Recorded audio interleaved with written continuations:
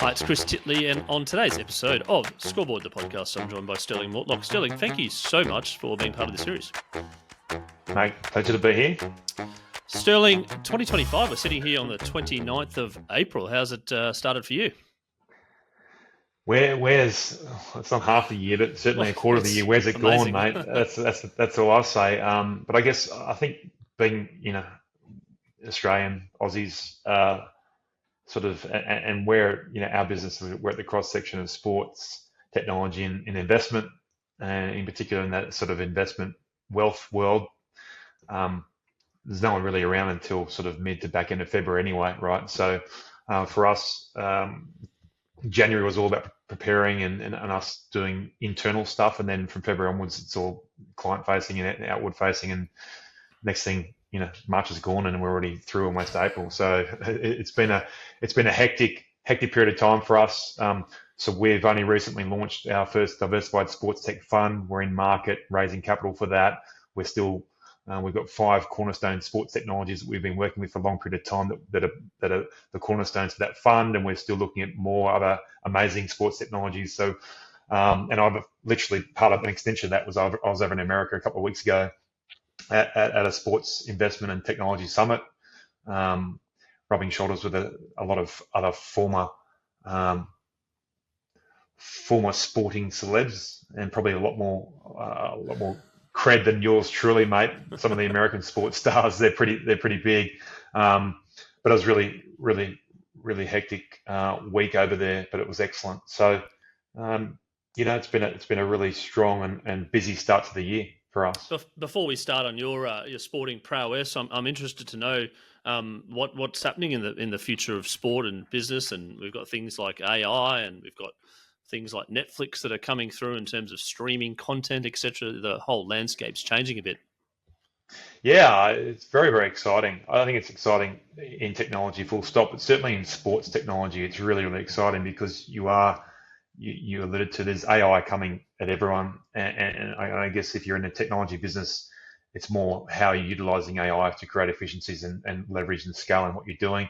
At the same time, you've got quantum computing coming in, and then also, I'd say, getting close to mainstream utilization or adoption of blockchain technologies as well. So you've got these 3 big ticket items happening. And when you think about sport and entertainment, all 3 of those technologies more than likely will be utilized and leveraged through the ecosystem. In particular, I guess a no-brainer for people to understand in regards to, say, blockchain, Web3 was NFTs or provenance, proving that this ticket is my ticket, or that membership is my membership, or ownership of certain things and or rights and or intellectual property is something that everyone gets. So the digital version of a player card, for instance, is a really simple example. I guess the reality is there was a period of time where, I don't know, a number of years ago, where everyone thought I was going to make a lot of money. The reality is that's not really what it's about. That's more around fan engagement and engaging with your fans. I think in sport, holistically right now, you're at this really interesting point in time and juncture where auto coding of all sports and creating digital twins of what's happening and quantifying skill is getting close to being mainstream in the elite version. And at some stage, it's going to go down to the everyday warrior and the community game as well. And then what you do with those digital twins in real time is really, really interesting as well. So I guess from a holistic point of view, we've already mentioned those 3 big technology innovations that are happening at the same time. But I think the gamification and the I guess the colliding between the digital world and the real world is actually happening in sport, which is pretty cool from my perspective. And going back to your rugby days, all this is different. How did you reckon you would have gone with things like Instagram and digital twins and NFTs, etc.? Yeah, I'm still slightly old school on that front. I actually, just when I was just about to move to the Rebels, so I think around about 2010, around that time was when I did a Twitter account And I guess I know the power of these, and in particular now, if I get asked from any mates that have any aspiring athletes in their their network or whatever, the first thing I'll say to them is, if they want to make it in sport, they should be considering themselves as a broadcaster or leveraging their social profile all the way through, because the more they do that, the more value they create for themselves to perpetuity. Um, Having said that, that's something that I never really did and didn't like it, to be honest. Mm. I was in a generation where um, the media. I actually went through the whole iteration when I first started playing rugby union professionally. Um, that was in the second year of professionalism for rugby union. So 95, the game went professional, and sorry, 96 was the first year, and 98 was my first season. So it was very, very early doors. And back in those days, the journalists and broadcasting and everyone, they would come in our change rooms and all part of, I guess, the inner sanctum to sort of early 2000s or mid 2000s, where it had to be quite um, I guess, stringent on what the broadcasters and the people who wrote about the sport could and couldn't get access to where we're at now, which is the full iteration, right? Is there any more inner access we can provide to our fans and our supporters? Because at the end of the day, that's what drives eyeballs. That's what drives people to be really engaged. That inner sanctum experience. So it's really interesting what's happened. And I guess if I was from being in that old school era where actually we sort of almost kicked the journalists out for a period of time, um, to take it to a full circle where you want to have, live streaming happening throughout your whole entire ecosystem, or at least recording it so that you can create interesting docuseries and different off the shoulder content and all those sort of things that happen nowadays. That would have been quite challenging to start with. But if you can't beat them, join them, I guess, is my methodology. In particular, when I moved down here to the Rebels, that was the first time where I went to a few of the AFL games and saw that a lot of their coterie members and their membership got exposed to seeing warm-ups in the change rooms and get access to the change rooms. And I said, wow, this is awesome. This is what we need to be doing in rugby. So it was something that I got wind of late in my career. But it's a very, very different game nowadays. That the amount of access that's expected, it's quite tough for these athletes, right? When in the heat of battle, getting asked questions and or microphones in them. F1's a great example of that, right? Yeah, no, for sure. And there's NBA playoffs on at the moment. I've literally just seen Steve Kerr being interviewed as the coach of the Warriors at three-quarter time in a close game.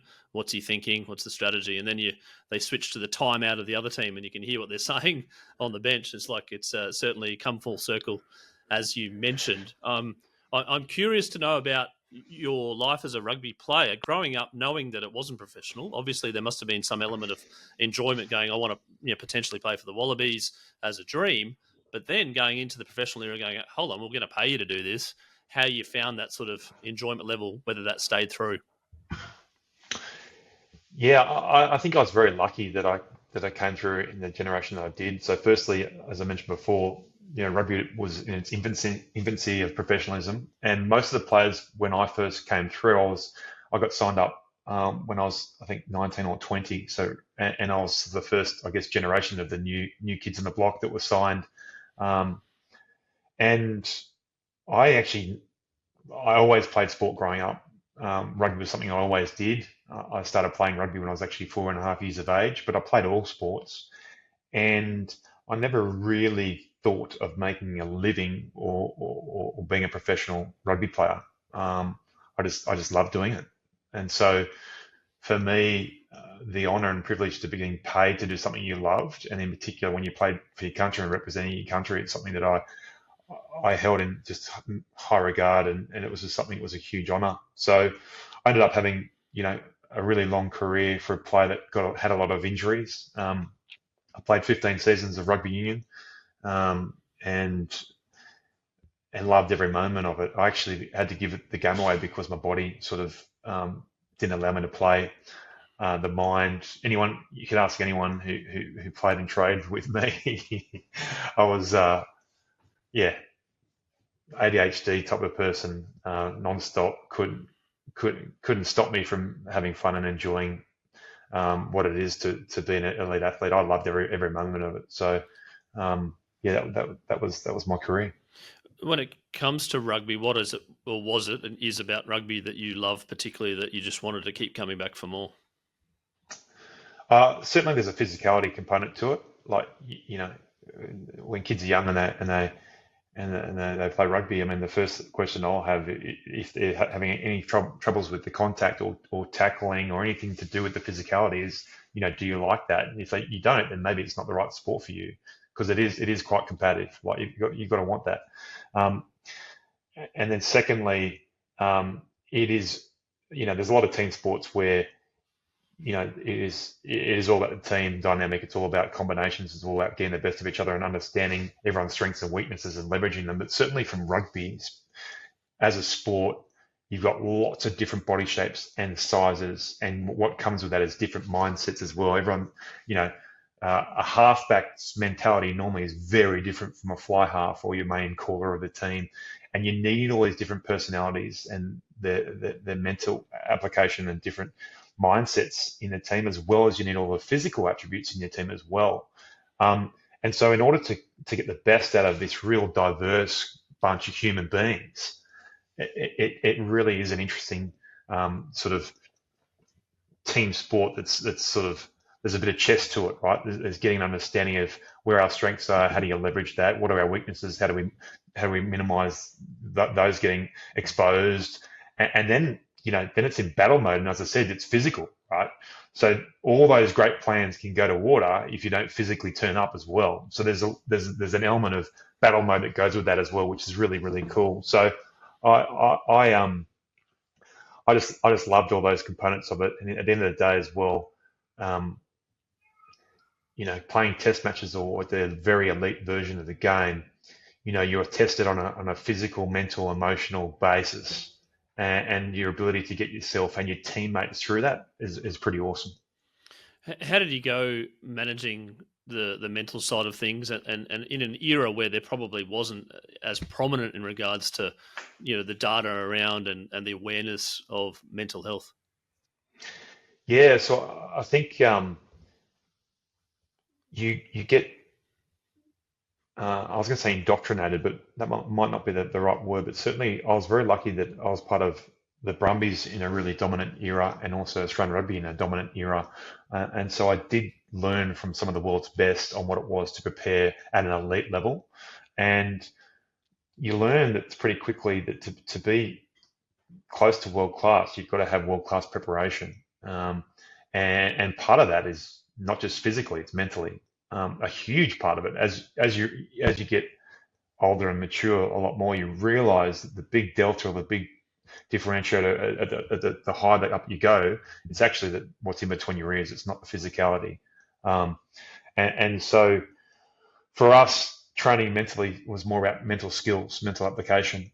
And I guess the simplest way to articulate it, during the week of preparing for a big test match or a big match, it would be a lot of the physical work is done at the front end of the week because you've got to give yourself taper off physically, and the back end of the week, more often than not, a lot of the mental stuff was done. Don't get me wrong, the first few days of the week as well, from a preparation perspective and game planning and mapping out the strategies and all those things, that a lot of the grunt work is done there too. But the back end of the week, especially like the day before the game, when you usually would train at the venue, literally, I used to love that session. It was often called the captain's session, but it was more about mentally thinking about, in 24 hours from now, we're going to be running out on this pitch, and this is what we're wanting to do, and mentally putting yourselves in that position to deal with the stresses and the pressure that's going to go with that. Similar from that perspective, I was very lucky to have been a goal kicker, right? And so the goal kicker's much like a hooker in rugby as well. You've got another job on your plate, which is almost a game within a game. And understanding the mental aspect and mental pressures of that is really, really important. I was one of the kickers. Many kickers go through that scenario where you're in a position to win a match and you lose and you don't kick that match winning goal. And sometimes you'll get caught a choker or whatever. But I certainly didn't. I would say categorically I choked. I had to learn and deal with the pressures of kicking under stress and under duress to win it, to win a match, or it's the opportunity to win a match. And I got through that. Once I got through that, that was fantastic for me personally, mentally, and also for my kicking down the stretch. Um, I don't know if Johnny Wilkinson and Dan Carter had unfortunately had those moments in their careers where they had to go through that pain barrier though, but most kickers do. And how did you pick yourself up? You obviously an extremely competitive guy, and you love the battle. But when you give it your all and you come up short, how long did it take you to kind of take in the loss and then move on and learn? Yeah, I mean, I think the reality is that we are we learn more when we suffer setbacks and defeats, and that's always the case. And the harder the setback, the harder the defeat, the more opportunity there is to learn. So from my perspective, from reviewing, being brutally honest, like, did I choke? Yeah, I did. Why? Right? And then go into, okay, what skills or mental skills do I need to work on so that if I'm in that situation again, I don't choke, right? If I miss, it's not because of the being overawed by the occasion, by the moment.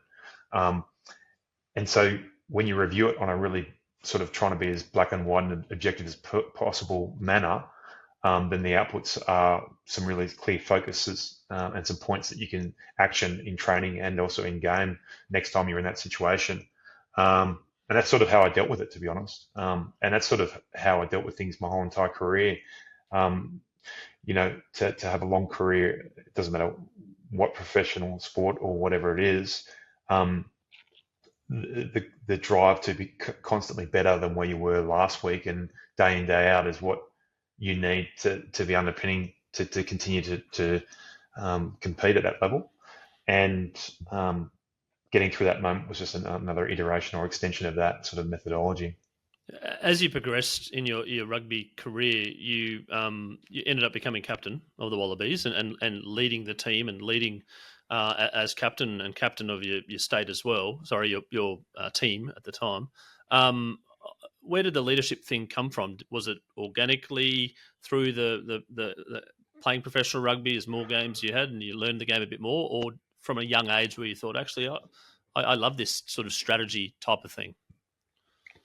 No, I mean, I think I said before that rugby is something that I always played, so I always had a fair understanding of the strategy and tactics.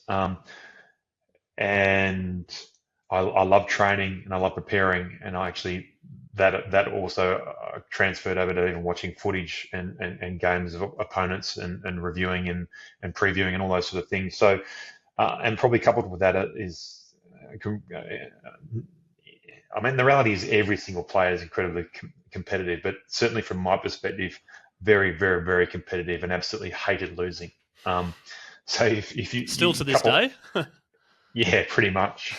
So if you throw that all together, and with that sort of, I guess, that learned process from playing with, training with guys like, Stephen Larkham, George Gregg, and Joe Roth, um, that you learn from these guys that you want to keep getting better and keep improving. And part of that is actually improving as a leader and whatnot, and then also trying to help the team to be hopefully more successful. So that sort of step into leadership groups is pretty organic, and then from a leadership group then to being a vice captain or a captain is very organic as well once you do that.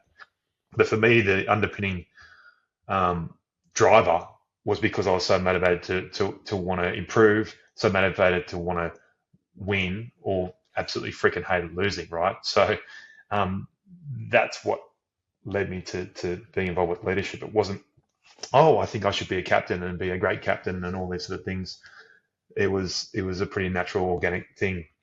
Having said that, that was something that, in particular, like public speaking and a few of the things that I didn't like or didn't, it wasn't natural to me. I had to work on a lot of these different attributes to be a decent leader. Yeah, I was just going to touch on that, the added responsibilities as a captain of the Wallabies versus just playing for the Wallabies. Did you find the pressure increased, and did you sort of go, well, actually, it's just another thing, but it is what it is? Yeah, I mean, the reality is when you're becoming a leader, there is no off.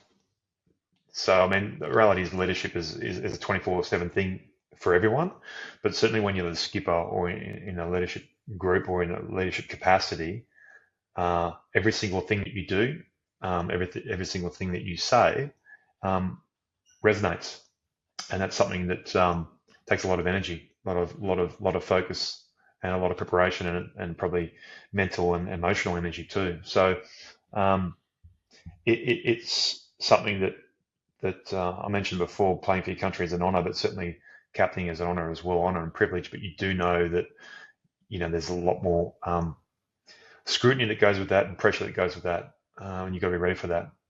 When you mentioned that it was 24/7 in your head, was there in your brain, was there anything outside of rugby while you're playing that you're thinking about, or was it just full throttle? I mean, yeah, I mean, I was very lucky that I had a young family. So we got married when I was 24, and Kaz and I, we had our first son at 25. So at the same time, I was trying to do some studying every now and then outside of rugby, and then trying to do work experience as well.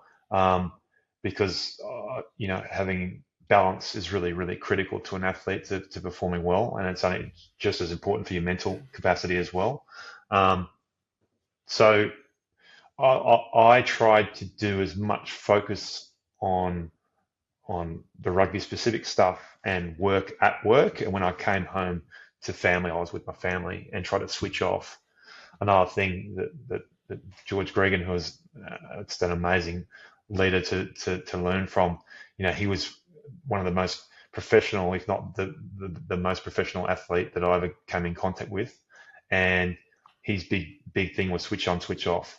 Make sure you've got time to switch off, guys. You just can't be on the whole entire time, and it's so true. So family time was excellent from my perspective, and then as I said, there was different times where I was studying and doing different things, even work experience and work, and then also occasionally whenever I could, when I was injury free, getting away to the golf course was a great thing for me, because I just turned my phone off, and it'd be like 3 to 5 hours where I was in my own little world, which was great fun.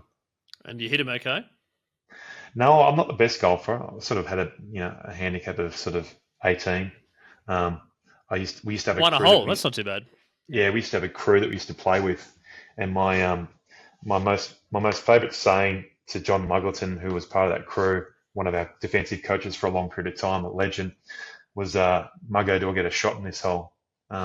Because you have a you have a handicap of 18, you get a shot in every hole. Um, but it used to get him a lot. But anyway. What's it? A lot of cricketers play golf. Did a lot of rugby players play golf too? There must be something about the hand-eye coordination, the reflexes, the balance, the follow-through, all that sort of stuff. Yeah, I've been really lucky to have played with a lot of cricketers post-career and even during my career, mate. I do think that their sport lines up better to be gifted more talented golfers. But I've played a lot of golf with a lot of really, really handy golfers. So rugby with a lot of handy golfers. Greg's was awesome. Berkey is fantastic. He hits a great ball. And Julian Huxley, Hux actually got to scratch Julian at one Huxley, that's a stage. blast from the past. He was out of played for Queensland. Yeah, the Huxtable. So Hux was also a teammate of mine down at Brumbies, and he finished up his career with when I finished up in the Rebels as well down in Melbourne. So he got to scratch. He was that good for a period of time. But as is with everyone, when you get into those good numbers, it means you must be playing too much. Mate, it wouldn't be a podcast with Stirling Mortlock without talking about the semi-final against New Zealand in 2003 and the Intercept. Do you want to give the listeners out there a bit of an understanding about what was going through your brain at the time and how it all happened? Yeah, sure. I mean, it's funny. I do get asked a lot about this, so you work out your story and all those sort of things. But to be honest, I think at that point in time in my career, that was my first major intercept in any sort of big game, or certainly professional game at that point in time. Um, and it was against New Zealand, and a huge focus for us was to take them out of their comfort zone. And part of that was taking more line speed and defence. And on that instance, they had a line out and I think Lottie Takiri, who was a blind winger, had moved into the channel in between the forwards and the backs, which meant me at outside centre, I knew that I could afford to be um, a bit more proactive on my line speed, put it that way. And so all I was thinking at the time was I'm going to belt the crap out of the second wave attacker that was going to get that ball. And then I guess, really instinct took over when Carlos sort of winded up to throw the long ball. And, he couldn't have hit me better on my well, I was going to say on my chest, but it wasn't quite my chest. But yeah, it was pretty sweet ball. And then literally all I was thinking about straight away after that was, their wingers at the time were Joe Rokocoko and Doug Howlett, and those two guys were just electric. And the two fastest guys in world rugby, arguably. And so all I was thinking at the time was, you better not let them catch you. You're going to look horrendous. And my cue for running was just making sure I had good knee lift, good knee drive. And that's literally what I was thinking in my head, knee drive, knee drive, knee drive. And then I got to about the 22 and I looked back and realized they weren't going to touch me. And then I actually screamed out the top of my lungs. Like, the crowd was going nuts. No one would have noticed, but I literally screamed out before I even scored the try. So it was a bit of a pre-try celebration, which I didn't like anyone doing in my career, but I was guilty of it in that moment. The All Blacks games that you had in that era were just unbelievable. The intensity levels, the pressure came down to the wire all the time. How did you go, particularly against New Zealand, and what were you doing differently, I think, against them versus other nations?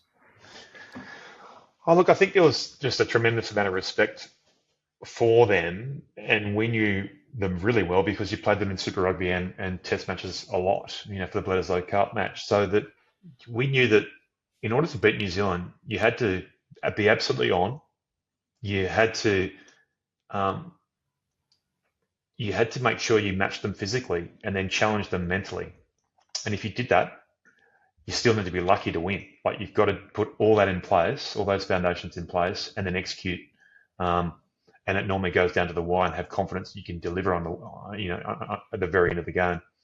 And funnily enough, that was the mindset we had. And a lot of times the games came down to overtime or at the very end of the match. And we didn't win them all, but certainly my first season in 2000, the first match was actually at Stadium Australia. That was the match, which is still to this day a world record. There was 110,000 at Stadium Australia because it was configured for the Olympics in 2000. And that was a game that they were 24-0 up after 8 minutes. And I was marking Jonah Lomu, absolute legend. And I remember just thinking, what is going to happen in this game? And then next thing, at halftime, it was 24-all.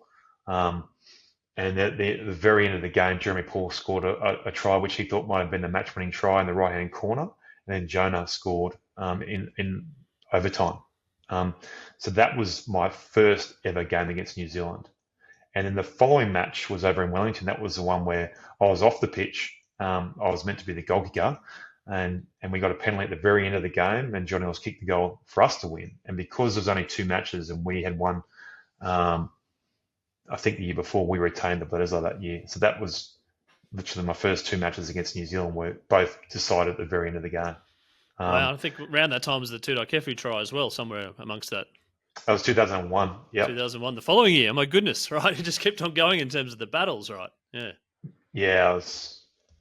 Yeah, and then 2002, which was our last Bledisloe, ironically, was the one where Berkey kicked the goal at the end. So yeah, that was it. But that was literally, we knew that's what it took, and that's actually what it did take. So you sort of, yeah, I mean, a lot of Kiwis remember those big moments. So 2002, that was the last time, ironically, that we actually held the Bledisloe Cup. Yet even on that occasion, it went down to the wire. We knew that's what it took to beat the All Blacks. It takes a special effort. It's a very, very long time between holding the cup, as you mentioned, and rugby during that period has suffered its ups and downs and going through, probably a rough period at the moment. Have you got a view on the future of rugby in terms of how rugby is played now at the grassroots level, etc.? Yeah, I mean, I think the grassroots is actually really, really strong. If you look at all the relevant, the Shoot Shield, the Hospital Cup, and other club tournaments around the country, they're all really followed really, really well. And then I think Test match wise, and what's happening, you've got the British and Irish Lions this year. That's going to be amazing. There's going to be a huge influx of red, sea of red, um, and with that, playing all the provinces and playing in all different areas of the country, and then three big Test matches. That's going to be phenomenal, both from a rugby on as a talking point and putting rugby back on the map, and then also commercially. And then obviously the World Cup, hosting the Men's World Cup in 2027 and the Women's in 2029. All of those are going to be fantastic for rugby in this region. I think what's a challenge is the Super Rugby tournament. I mentioned club rugby is going really, really well. Super Rugby actually, from a quality and the skill level, has actually really improved dramatically in the last sort of three or so years, and certainly the Australians teams and their performance have really improved as well. The problem is that not as many people who love rugby are watching it, and that's a challenge. And Sterling, on most podcasts that I do now, I ask about the scoreboard moment. And the scoreboard moment is a moment in your life which is almost like a Kodak moment. We're actually looking for sponsors for this particular moment, if anyone's interested in sponsoring the section. But it's about one particular point in time which you remember clearly that may have changed the direction of your life. Yeah, that's pretty easy for me. That was actually my rugby mentor and a life mentor at the time. Gordon Ogilvie was my coach of Gordon fourth grade Colts. He asked everyone to write, if they want anything to come true, to write their goals down and give them to him. So I wrote down my goals when I was playing fourth grade Colts. At the very top of my sheet, I said play for Australia. And literally 2.5 years later, Gordo called me up and said, "Stillo, time to write new goals." So wow, that's awesome. it was a pretty awesome thing that happened. Literally, I went from fourth grade Colts to first grade Colts to first grade, and on the Intercepts and Wallaby tour within less than 2.5 years from that moment. So yeah, he was fantastic, mate. A legend of Gordon rugby, and his name was Gordon Ogilvie. Unfortunately, he passed away a number of years ago, but I knew that a lot of other guys had written down goals and shared them with Gordo, but there was hundreds and hundreds of young men that he helped mentor just by that one phrase. If you want something to come true, write it down. Oh, that's brilliant. And the other question I ask is your favourite sporting moment of all time? This one's a hard one, right? And I'm going to be a little bit selfish on this one. In leading into the 2006-2007 season, I went to the Boxing Day test at Melbourne at the MCG. It's my first Boxing Day test match, and that was where Warney broke the world record for number of wickets on that day. It was just amazing to be there in a packed MCG, and also the reason is a little bit selfish was I knew that we were going to have a Wallaby Bledisloe test match in 2007, and if I played my cards right, more than likely I was going to be captain. And that moment, seeing that amazing thing that Warney did on that day, I actually said to my wife, who was with me, in 6 months from now, we're leaving this field, we're going to have a win. And we did. Oh, that's a great sporting moment, mate. A final question for athletes out there, a younger Stirling Mortlock who's 15 or 12 or whatever, who wants to play sport as a living or just enjoys sport, but potentially all the lights and cameras and action in terms of professional sport. What's some advice that you want to give these young kids these days? Just enjoy what you do. If you really love what you do, you're gonna make it a winner. To me, I think too often now, because it's a lot of sports are professional, people think, oh well, I'm going to make a lot of money by doing X, Y, Z. Well, no, you only get that by doing things really, really well, and you only do things really, really well when you are driven and you love what you do. Because to be an elite athlete, it takes a lot of hard work, and the performing at the highest level and seeing them on TV and all those sort of things, that's 1% of what actually happens. There's a lot of other stuff, challenges, non-selection, underperformance, injuries, things that are in your control, things that are out of your control. And if you don't actually love what you're doing and are really driven to want to get better every day, you're going to struggle to make it a winner. And also some advice for parents out there that have kids that are thinking about that as well, because I've seen some difference in behaviours across my time as a parent on the sidelines. Yeah, I mean, I think it's pretty simple. Just because someone is talented at something doesn't mean they're going to be exceptional at something. They've got to have the mental desire, the internal drive to work hard. Eventually, it becomes their work ethic and their ability to constantly grind when the going gets tough. And that doesn't come by making someone do it. It doesn't come by paying for more lessons. It doesn't come by systemizing everything. It comes from the underlying person being motivated and loving what they're doing and wanting to make a difference.